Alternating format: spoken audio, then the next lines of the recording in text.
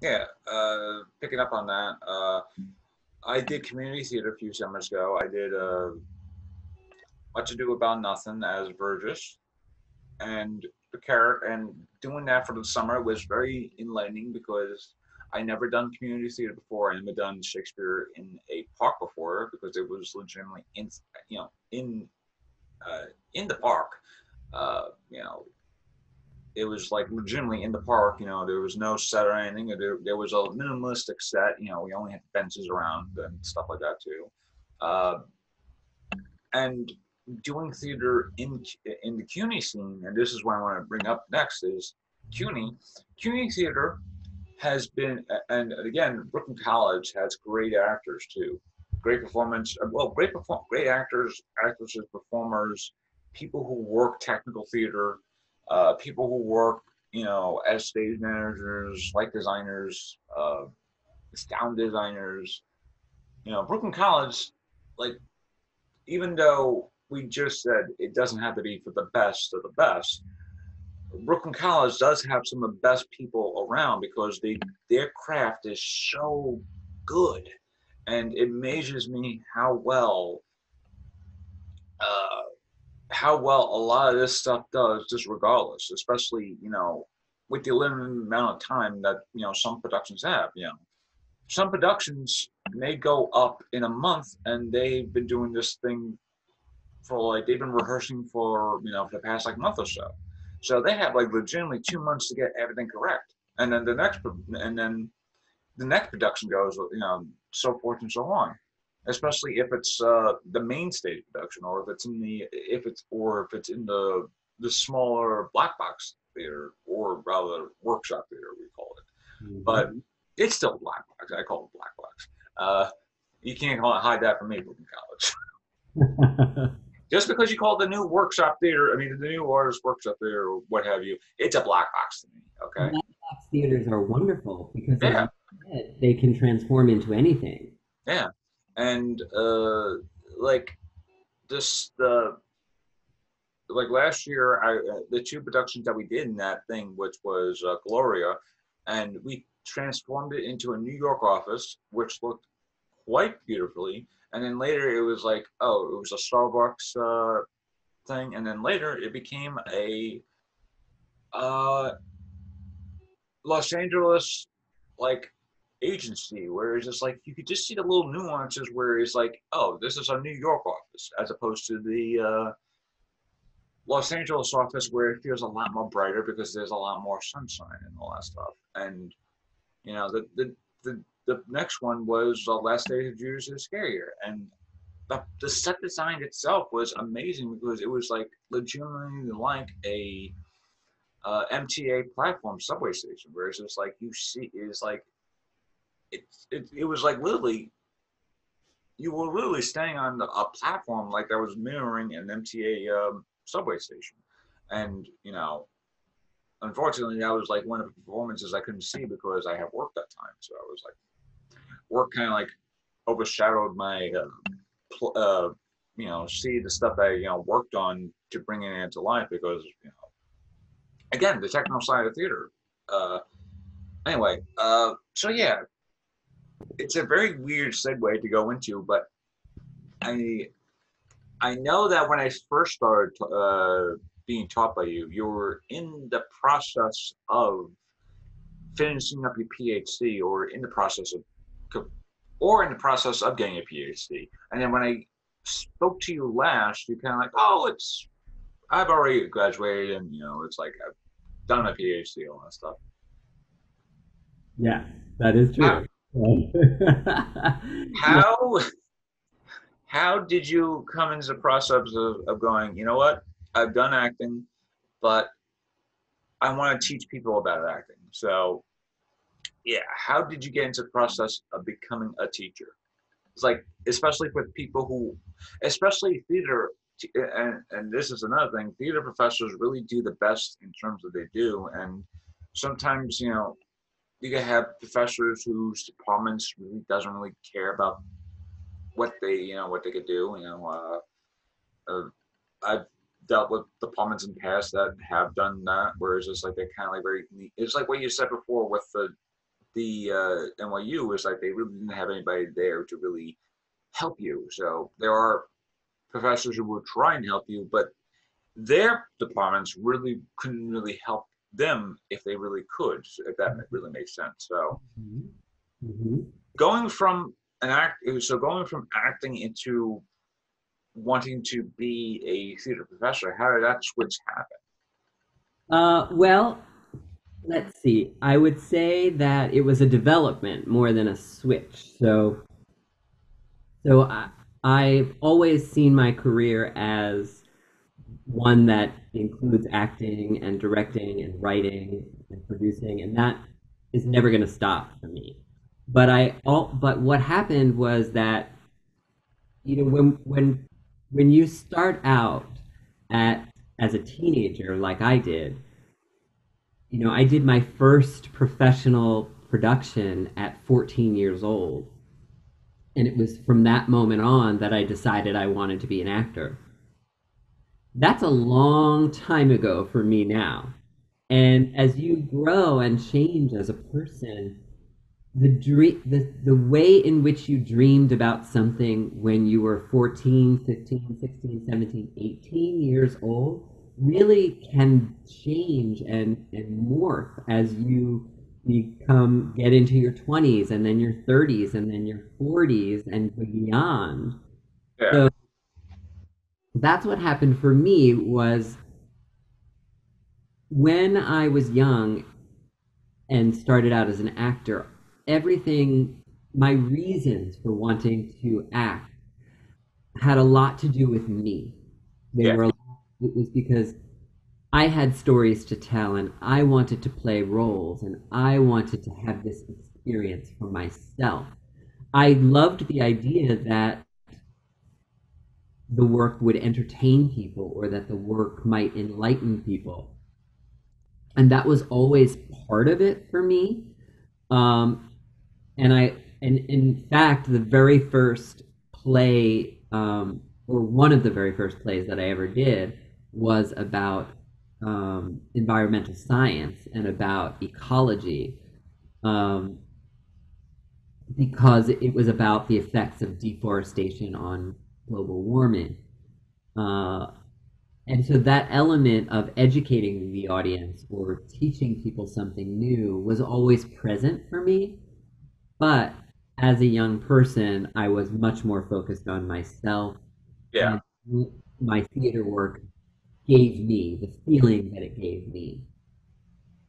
As I grew, decade by decade, I started to feel two things. One was that I noticed as I got older, especially as I got into my 30s,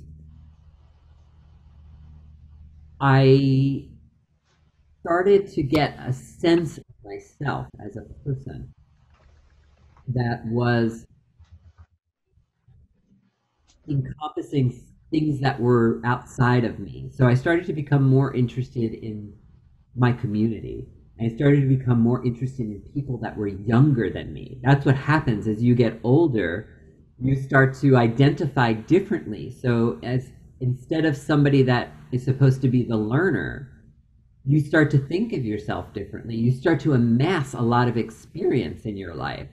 And you amass education and experience. And I had started to do all these plays and I had built a career. I was supporting myself as an actor, which had been a dream of mine for years. But what happens when you achieve that dream? Then what? Yeah, what's next? It's like Right. it's like I know it's like it's like being an actor, especially if you want to be a film actor and you win the Oscar. It's like, okay, what's next? And it's like if you win the Oscar and you happen to get the Golden Globe, maybe it's the Emmy, and then maybe, and especially as a theater, it's like, oh, you want to get the Tony Award. So if you do get that EGOT, thing, what is next? And what is next as an actor is like the only thing that's next as an actor for if at that standpoint will probably be like a lifetime achievement award, but that's only like when you're about to retire and stuff like that too. So And that's why if you talk to most actors who have had careers where they win those types of awards, they will tell you that the worst thing to do is to become an actor because you want to win those kinds of awards, because there's far too much sacrifice work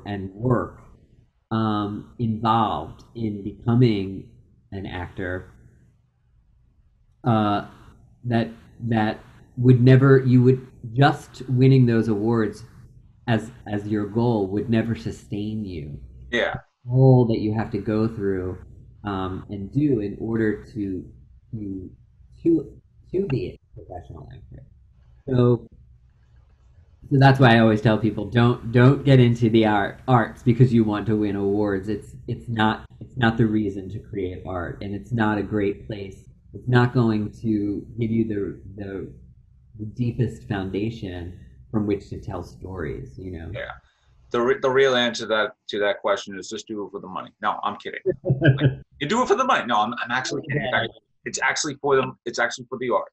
Okay, but if you want to do it for the money, it pays to do it for the money sometimes. But then you can do the art that you want to do with that paycheck. So it actually does kind of pay out in the long run. So It can. It depends, and that figures into my reasons also for teaching, because what happened was I started to see the world differently and see my place in it differently. And so I wanted to share what I knew with people that were younger than me. I started to become much more interested in sharing and passing on something to the next generation.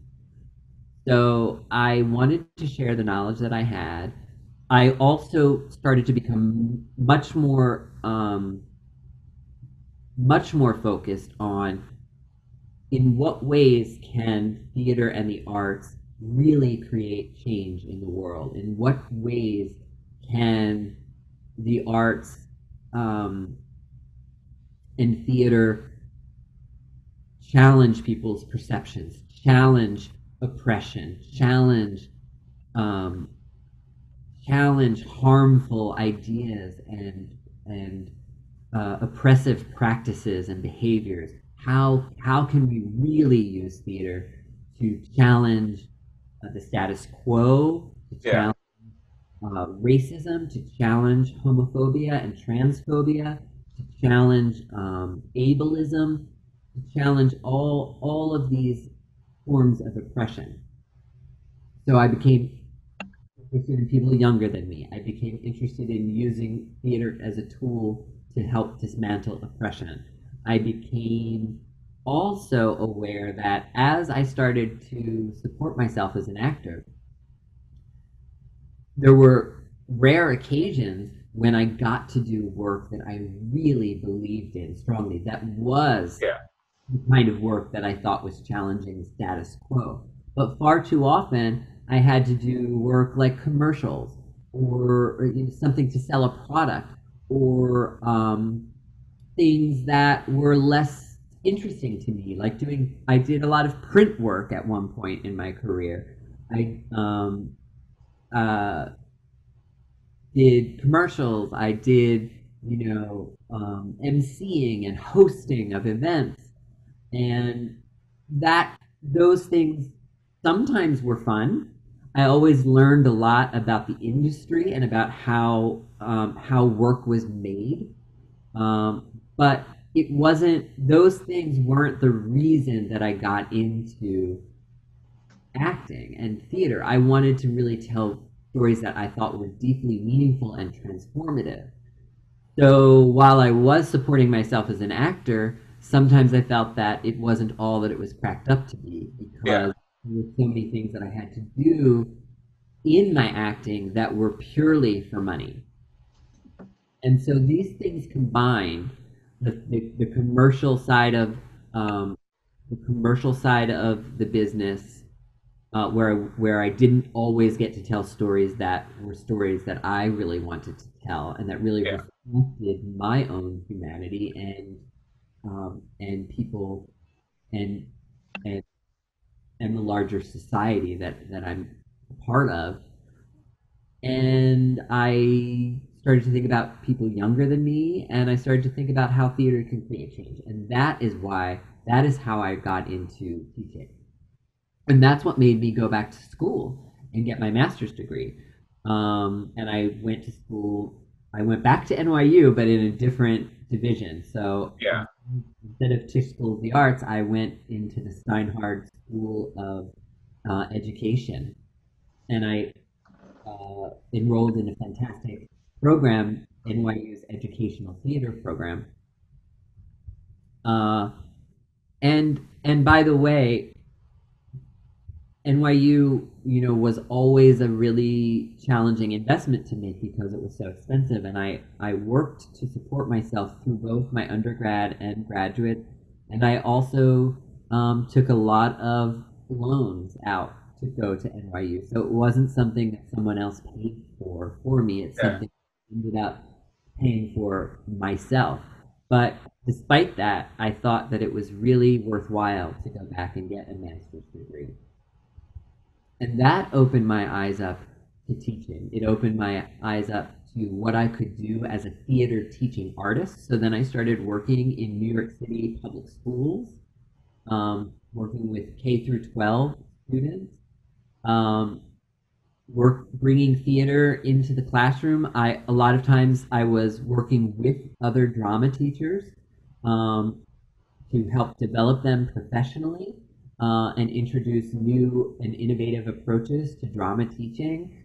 So sometimes I was in drama classrooms doing that, but I was also infusing drama into other fields such as math, such as science, such as Hmm. social studies, English. So I Now, went into all kinds of classrooms and used drama to teach other subjects, but also to enrich students through drama. So I was helping students gain skills and knowledge and performance experience in theater, and at the same time also helping them reach academic goals in math, social studies, and a lot of subjects across the curriculum. now, how was that experience for you? For those who aren't like technically part of theater, like people who are just who are shuffling through math, or they're just doing social studies, or it's uh, a history class, it's an English class. When you're infusing theater aspects into those type of classes, like what is those type of experiences like for those who aren't like part of theater? Is it like very Amazing experiences usually.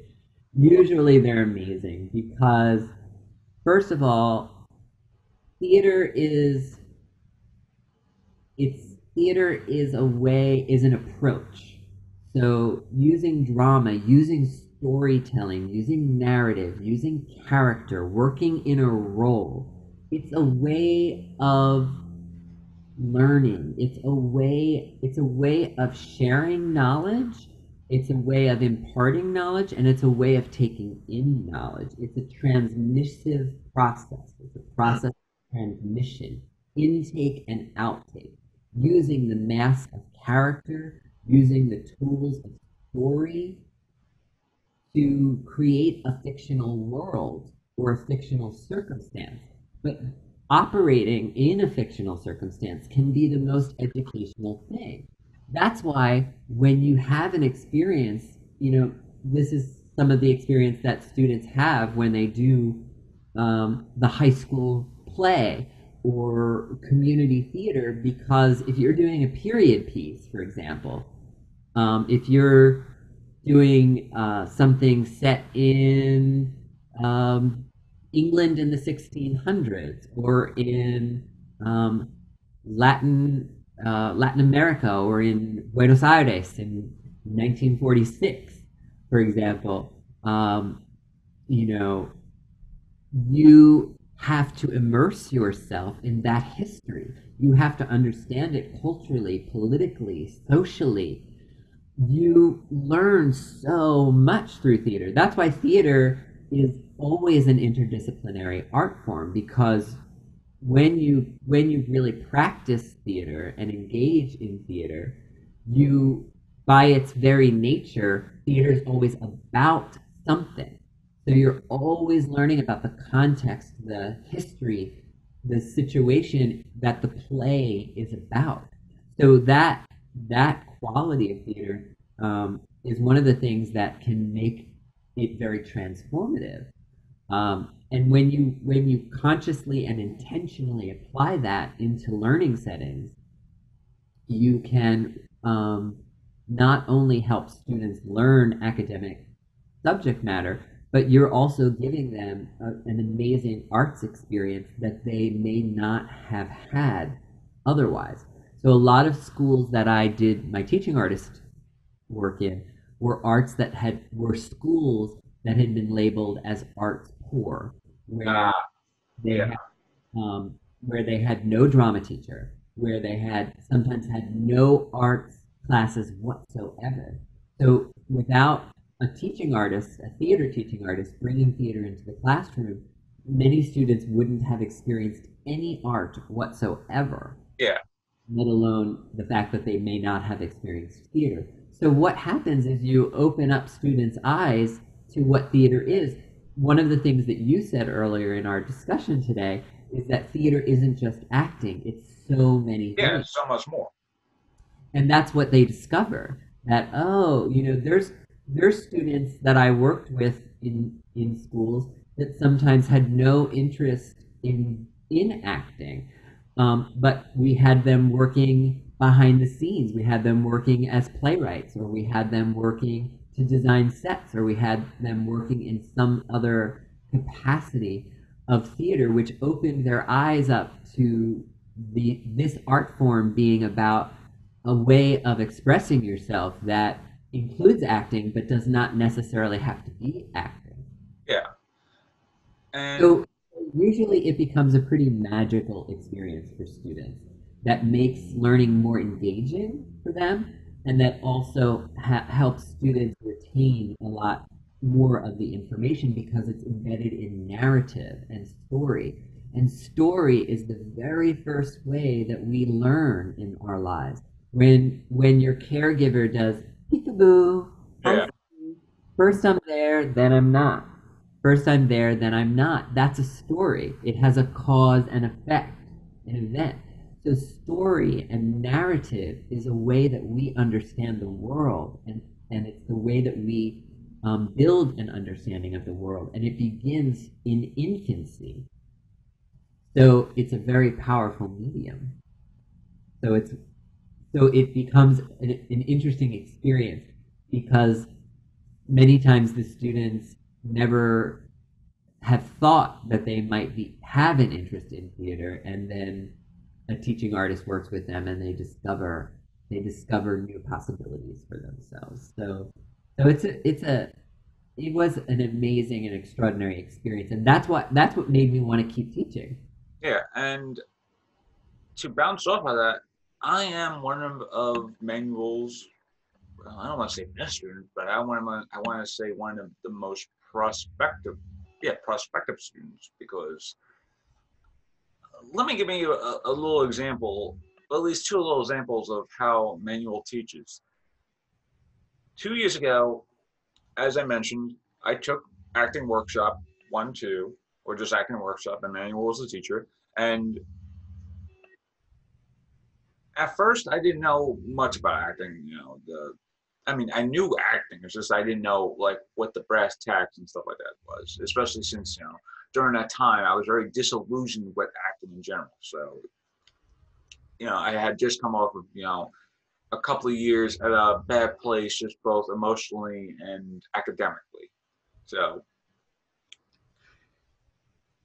doing their work in that class, Manuel really helped me not only as an actor but also understand me more as a uh, performing artist, because there will be exercises that Manuel will do that will be very joyful, like bounce the invisible ball around, or just bounce the actual ball around. And then as we were doing that, Manuel will just be like, "Oh, isn't it a ball? Isn't it a ball?" And I'm like, it's like building up your hand-eye coordination and stuff like that too.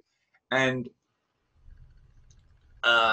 2 years ago, what yeah, almost 2 years ago now, uh, Manuel actually enro- uh, engrossed me into the idea of comedy because we were doing our final, which was essentially, hey, we got to do a final somehow, and our final was essentially perform a scene from a monologue or perform a scene from a play, that sort of thing. So it's very, basic acting thing. It's like it's a basic acting thing. See how much stuff you've learned for the past like few months or so.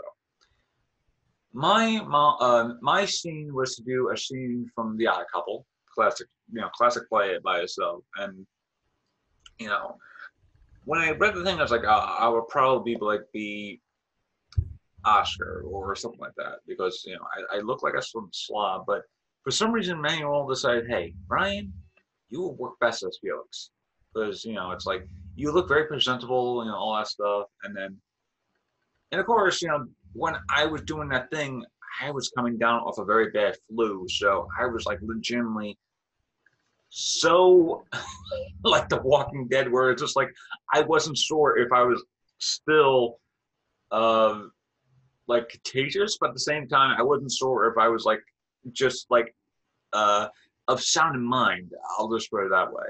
And Manuel, he was like, Bryan, I'm just so glad you did everything so good. It's like I'm proud that you powered through that stuff and all that all that thing. And a year later, when I was picking up stuff for classes for that fall semester, I noticed that he was doing a comedy class, and I was like, "Whoa, wait, Manuel was doing a comedy class. Okay, I really hope that's just a joke, but I'm gonna take this." So I took it, and oh my god, it was like the most fun experience I ever had because not only did it opened up to stuff that I learned more about comedy, especially about uh, the type of characters you would see in a comedy, but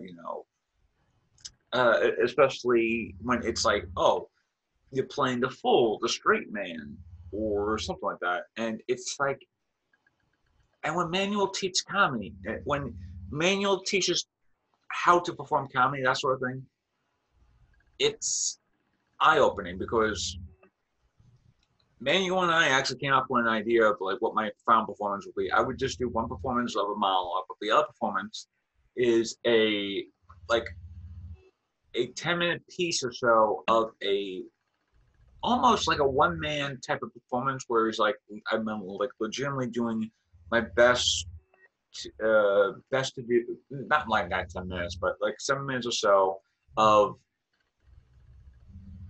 Physical comedy. physical comedy as a physical comedian. And I will say that as a physical comedian, it is hard to do a lot of this stuff where people do like pratfalls, that sort of thing, especially when you're doing it on a hardwood floor, where it's like when you fall, you're gonna fall and hurt your ass or tailbone and whatnot, and you gotta feel it Friday the next day. Whereas it's like I should not do those things on a hardwood floor. If there's a mat on there, I should do it on the mat, but I should not do a thing on the hardwood floor. But I was like, I wouldn't really. That on your own. I Yeah, did not know you just did do that that. on your own, on a nice safety bed and stuff like that too. Uh, You but insisted on doing that all that way, and I yeah, tried to talk with you about working on that. yeah, and Manuel, when I'm getting guidance from Manuel, it's very eye opening because you know, here I am still unsure how to do this comedy scene, especially because the comedy scene of the physical comedy, it's like it's all about the actions you take as a physical comedian. It's not about it's not about the setup, it's about the actions, how you take it as the physical comedian because, you know, the action could be like, oh, my cell phone doesn't work. So I'm just like, you could do it like all that stuff, right? Like very sporadically, very ham, just like do a very full ham. Or you could just do a very nuanced where it's just like a lot of it is just subdued type of comedy where it's like you don't know where the person where you're seeing the person doing now, you're not sure what they're doing next. Mhm. But to make this long story short, we're trying to make this long story shorter. Manuel's guidance allowed me to really open up how to do this physical comedy piece, and I always am grateful for his guidance into being one of the best teachers I ever actually had with acting, but also in comedy in general. Thank you, Brian. I loved that you did that piece. That the physical comedy piece was Yeah, one of the most exciting pieces in the evening. I thought they all were wonderful in their own ways. Each thing was wonderful, but your physical comedy piece was so unique because it didn't rely on words to create the comic effect. And like you said, you had to bring in your physicality as the action that you take that creates the comedy. So it was your sense of rhythm, your sense of timing, your sense of shape of the body, your sense of movement, your sense of spatial relationships and kinesthetic response, how you picked up on impulses and physically related with props as well. So those elements in comedy are so important, and physical comedy highlights that. yeah, And it's a beautiful thing to see because we get to experience laughter that is elicited without the artist, without the performer relying on words, and it gets to a seed of yeah.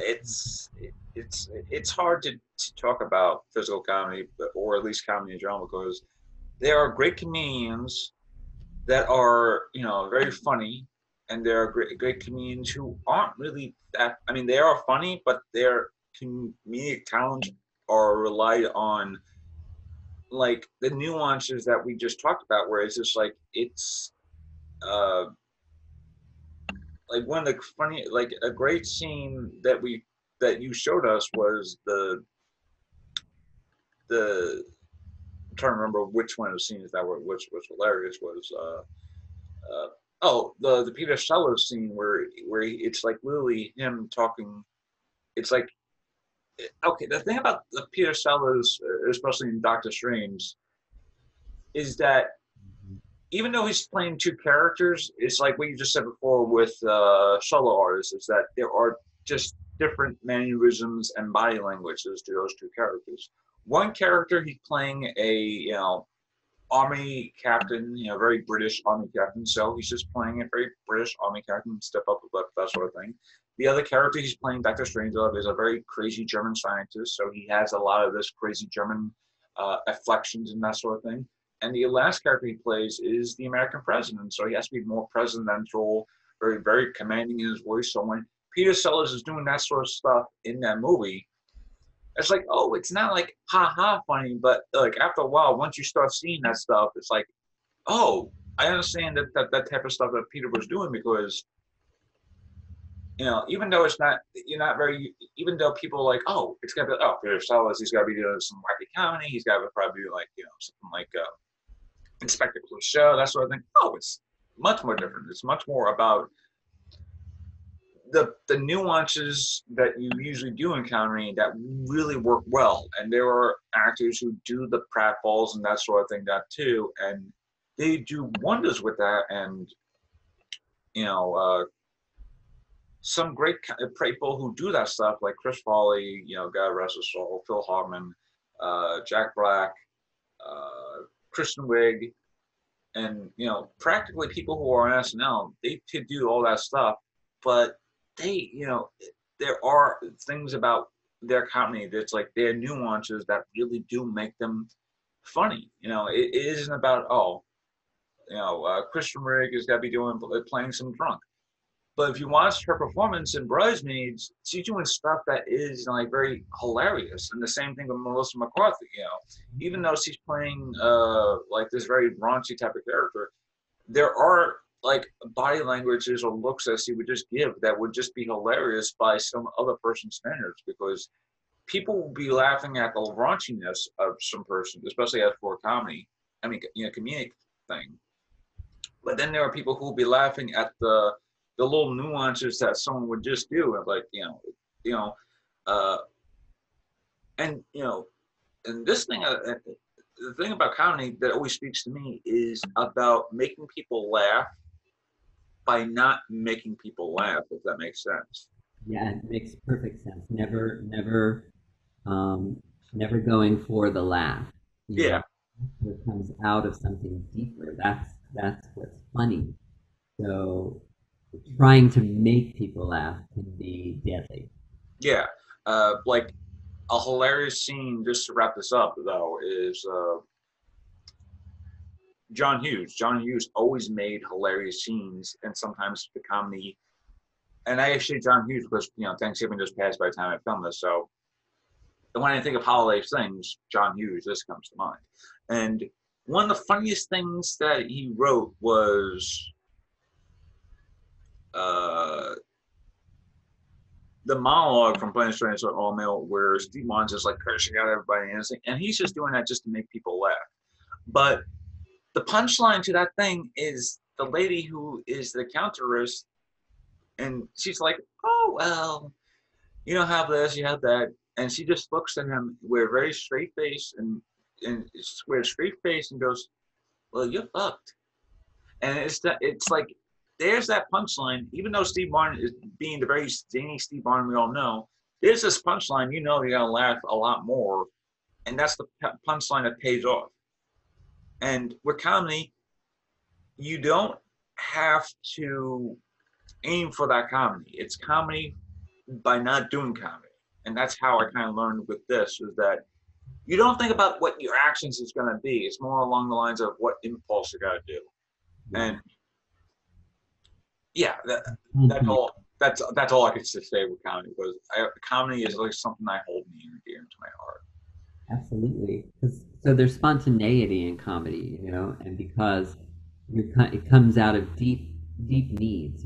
Some people suggest that comedy and tragedy are very closely linked, and that sometimes the stakes are even higher in comedy. It's like tragedy on high speed Yeah, um, becomes comedy. So it comes out of the character's needs, which is why a lot of our acting technique also was part of our comedy work too. yeah, and So a lot of that stuff really does help you get the mindset of what a comedian does, like both on stage and off stage, because you think, oh, just because they're a comedian, they just do, what have you. They just do something that makes you laugh and stuff like that. But and that's why some of our greatest comedians are also our greatest dramatic actors, like someone like Robin Williams. yeah, and there's Robin Williams, there's Bill Hader, there's Yes. Steve Martin, Eddie Murphy. When he does a dramatic role, it's amazing. Uh, Bryan Cranston. Bryan Cranston, he did a hilarious role with Hal on Malcolm in the Middle, and then a few years later, he just starts doing Breaking Bad, and you just kind of see that there's that little stuff that he learned along the way, where it's just like knows how to carry a performance. And then there is like his other co-star, Aaron Paul.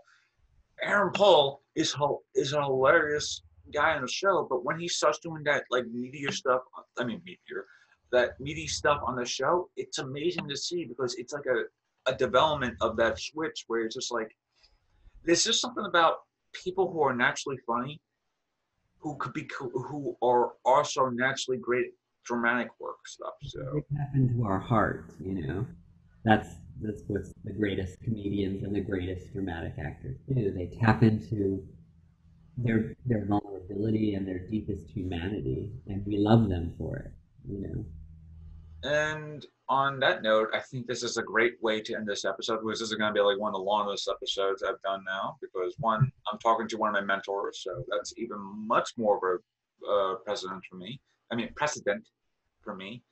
Uh, I usually do like 3 questions, but I think the best question to ask for those who are still watching, advice. and this is something that we were just talking about before we started recording, which was, the people who do watch the show, or people who do like to watch me ramble on, or at least talk with people and ramble, something like that. But I kid though. The people who do watch the show are people who are in the creative arts, performing arts, actors, actresses, writers, directors, what have you. List is going to be endless. Those who are still watching, what is your advice to those who are essentially emerging artists? My advice is work creates work. Work leads to work, which leads to more work, which leads to more work. So create, make stuff. Make stuff now, make stuff today. In your home, use the tools around you, use the people around you, use the things around you, draw from your own life and create something. Create a 3-minute monologue, improvise, record yourself and improvise and develop a piece that way. Um, Take a piece of fine art, go on Google Images and create a piece based on a painting that you love or an image that strikes you, something hilarious or something tragic. Look at the things that are around you in your own life. Your stories are there. Start making things, even if they're little. Don't go for perfection. Perfection is the enemy of the good. Hmm. Perfection is the enemy of art. Perfection is the enemy of the good. To be an artist, you have to be an artist. To be an artist, you have to make art, make something. Don't be perfectionistic about it. Don't say, oh, it has to be perfectly edited and perfectly fine-tuned before I'm going to share it with anyone in the world. Start to share things.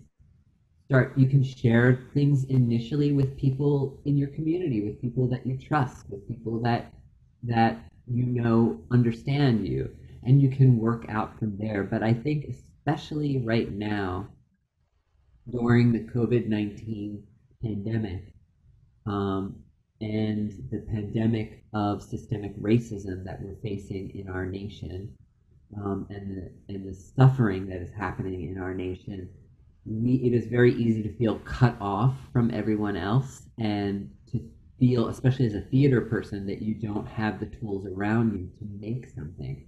Yeah. It's really important to make whatever you can.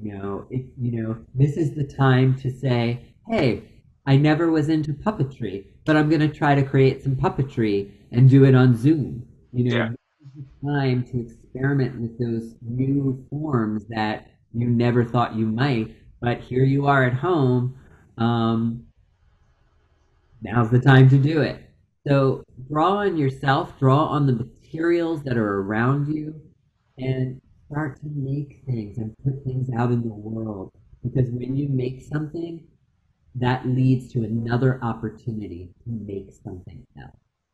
So someone sees it and they're interested in you developing it further. When someone sees it and they're interested in partnering with you to create the next installment of it. When you put yourself out there, that is how you begin to attract collaborators, to attract opportunities, attract people who are interested in you, and it helps you take the next step. So that's my biggest piece of advice for people who are emerging artists is don't wait until you're in the mood and don't wait until everything is perfect Yeah. before you, because nothing is ever going to be perfect. If you wait until things are perfect, you will be waiting a lifetime.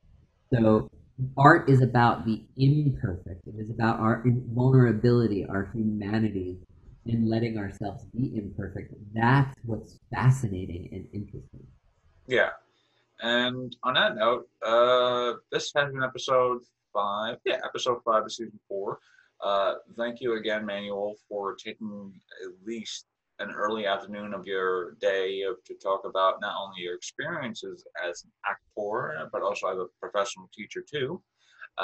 Especially now, you're talking to one of the Brooklyn College staff members here, so uh, Thank you, Brian. uh, Your and past is an example of someone getting out there and creating their own work. And I'm yeah, really, really happy and proud of you for creating this podcast. And it has been such a pleasure to be your teacher. thank you, and everyone who is still watching, please stay safe, be well, and of course, wear a damn mask.